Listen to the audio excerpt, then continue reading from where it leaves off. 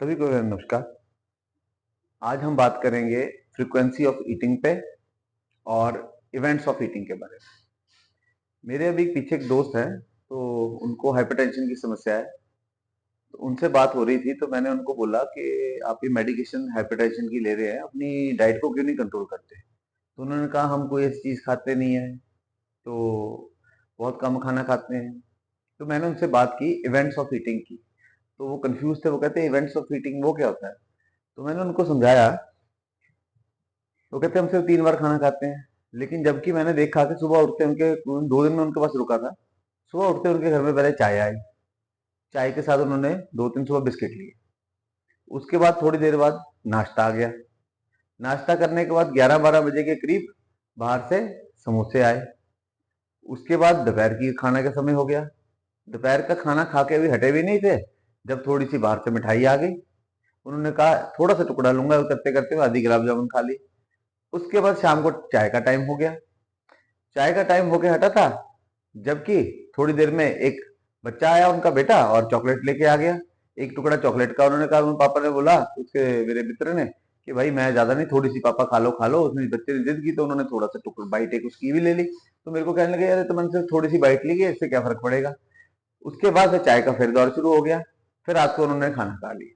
तो जब हम खाना खा के हटे रात को, तो मैंने उनसे बात की कि भाई साहब आपने दिन में कितनी बार खाना खाया। उन्होंने बोला मैंने तो सिर्फ 3 बार खाना खाया। तो मैंने कहा नहीं, आप गलत है। जो हमारे अंग हैं वो इस चीज को 3 बार नहीं लेते, ये आपकी सोच है। आपको लगता है कि मैंने 3 बार खाना खाया है, लेकिन बॉडी के सिस्टम के मुताबिक आपने 9 बार खाना खाया। तो कहने हरा बड़े हैरान हुए। मैंने कहा हमारे शरीर इवेंट्स ऑफ ईटिंग कि कितनी बार ऐसे इवेंट हुए जब आपने कुछ खाया, उसको काउंट करना है। ना कि हमने पूरा खाना चपाती दाल जो रेगुलर मील है वो कितनी ली, उसको मानना है। तो कहते जरा तफ्तीश से समझाए मुझे। तो मैंने कहा देखिए, जो सुबह आपने चाय के साथ 2 बिस्कुट खाए वो एक पहला इवेंट ऑफ ईटिंग हो गया। उसके बाद जो आपने नाश्ता किया वो दूसरा इवेंट ऑफ ईटिंग हुआ।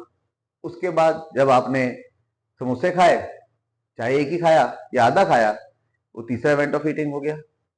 उसके बाद जब आपने लंच किया तो चौथा हो गया। उसके बाद जब मिठाई खाई थोड़ी सी तो पांचवा हो गया। छठा जब आपने चॉकलेट का बाइट लिया छोटा सा, वो हो गया। तो बड़े हैरान हुए। तो मैंने उनको समझाया कि आप अगर अपनी खुराक को कंट्रोल करेंगे तो हाइपरटेंशन जैसी बीमारी से निजात पा लेंगे। तो उन्होंने पूछा कि कैसे करना है। मैंने उनको बताया कि इवेंट ऑफ ईटिंग दिन में मैक्सिमम आपकी 3 बार से ज्यादा नहीं होनी चाहिए। और ये जो 3 बार की इवेंट ऑफ ईटिंग है, ये 6 घंटे के दौरान होनी चाहिए। जैसे अगर आपने सुबह नाश्ता पहले 9 बजे कर लिया, तो आपने दोपहर को 3 या 4 बजे तक मैक्सिमम अपने सारे इवेंट ऑफ ईटिंग खत्म कर लेने। उसके बाद कम से कम आपने 16 से 18 घंटे का उपवास रखना है। जैसे मैं आपको बताता हूँ, मैं सुबह पहला अपना नाश्ता जो है करीबन 10 बजे करता हूँ। उसके बाद चाहे आप इवेंट ऑफ ईटिंग, उसके बाद मेरा अगला इवेंट ऑफ ईटिंग दोपहर को 1-2 बजे के करीब होता है।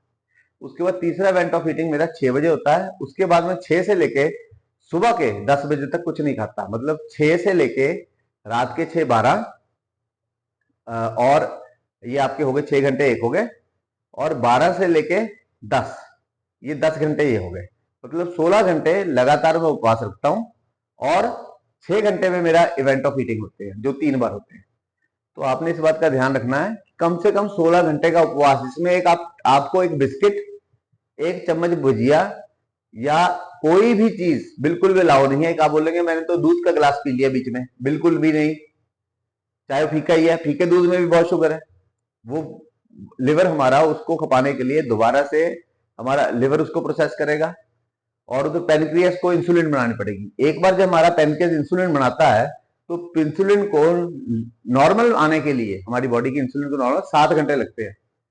तो अगर जो हम उपवास रखने लगते हैं 16 घंटे का, शाम को 6 से सुबह के 10 तक, उसमें हमारा पैनक्रियास बिल्कुल रिलैक्स करता है उसे रिपेयर करने का, और हमारे सेल्स को सेंसिटिविटी इंसुलिन की तरफ वो बढ़ती है। और हमारी जो मधुमेह की दिक्कतें हैं और प्लस ब्लड प्रेशर की दिक्कत है, इससे राहत मिलती है। तो आपने इस खुराक के कंसेप्ट को समझना है। जो लोगों मन में वहम पाल के बैठे हैं कि हम तो सिर्फ 3 बार खाना खाते हैं, लेकिन रियलिटी में उनके इवेंट ऑफ ईटिंग 10 बार 11 बार हो रहे हैं। तो आपने इवेंट ऑफ ईटिंग को सिर्फ 3 बार को लिमिट करना है और 16 घंटे का उपवास रखना है। मुझे आशा है कि आपको ये डाइट का कंसेप्ट समझ में आया होगा। धन्यवाद।